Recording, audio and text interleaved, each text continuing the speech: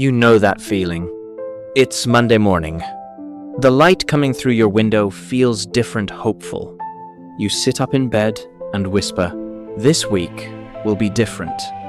New plans, new goals, new energy. Your to-do list looks exciting. Your dreams feel close. Your mind feels ready. But by Wednesday, the spark fades. The excitement shrinks. The same goals now feel heavy.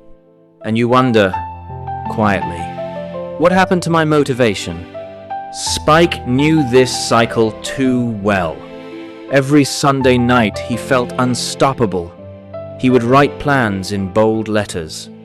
Wake up early. Study hard. Exercise daily. Build a better life. For a moment, everything felt possible. But when the alarm rang at 6 a.m., his body felt like stone. His mind whispered, "Just 5 more minutes." 5 minutes became an hour. One skipped workout became a week. A missed study session became guilt. Soon, the excitement he felt on Sunday turned into quiet disappointment. Spike didn't think he was lazy. He just didn't understand why his drive kept vanishing. Why does motivation feel so strong and disappear so fast? The answer wasn't about willpower. It was about how the brain works. Motivation is deeply tied to a chemical messenger called dopamine, the brain's reward signal. But dopamine doesn't behave the way most people think. It doesn't stay high just because a goal is important. It spikes when something feels new, exciting, or possible. That Sunday night feeling, that rush of energy, that's a dopamine spike. A burst of anticipation, a surge of possibility. But after the excitement settles, your brain returns to its baseline, its normal level. And when the spike drops, motivation can feel like it vanished. Imagine motivation like a fireworks show. The launch is loud, bright, thrilling. But fireworks aren't designed to last all night. They burst, then fade into darkness. That's the difference between the dopamine spike and the baseline. The spike creates excitement. The baseline is where real work happens. Spike also faced something psychologists call the intention-behavior gap. It's the distance between "I want to do this" and "I'm actually doing it." Intentions live in the thinking brain. Behavior lives in the doing brain. And the two don't always communicate smoothly. Then there's the fresh start effect. New week, new month, new year. Your brain loves clean slates.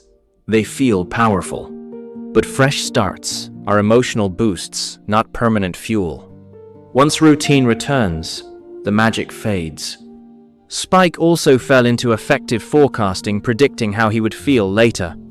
He imagined studying would feel inspiring. He imagined workouts would feel energizing. But when the moment came, it felt tiring. That prediction error crushed his drive. And finally, he hit what many people call the wall of awful. A mental barrier made of past failures, shame, self-doubt, and emotional weight. The bigger the wall, the harder it feels to begin. So, motivation doesn't disappear because you're weak. It fades because your brain runs on emotional energy, not pure logic. Spike learned that waiting for motivation was the trap. So, he tried something different. He lowered the starting point. Instead of study for 2 hours, he tried study for 5 minutes. Small starts feel safe to the brain. He built action before emotion. Action creates motivation, not the other way around. Movement first, feelings follow. He removed friction. He prepared his desk the night before. Clothes ready. Books open. Phone away. Make starting easier than avoiding. And when emotions felt heavy, Spike stopped fighting them. he told himself. I don't need to feel perfect to begin. That softened the wall of awful. Something changed. Spike no longer chased the fireworks. He trusted the quiet baseline. Tiny actions stacked into momentum. Momentum grew into discipline. Discipline built confidence. Motivation still came and went. But progress stayed. And that felt different. Calmer. Stronger. Real.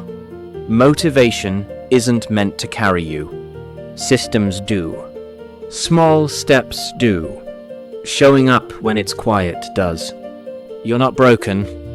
You're learning how your brain truly works. And once you stop chasing the spark, you become the steady flame.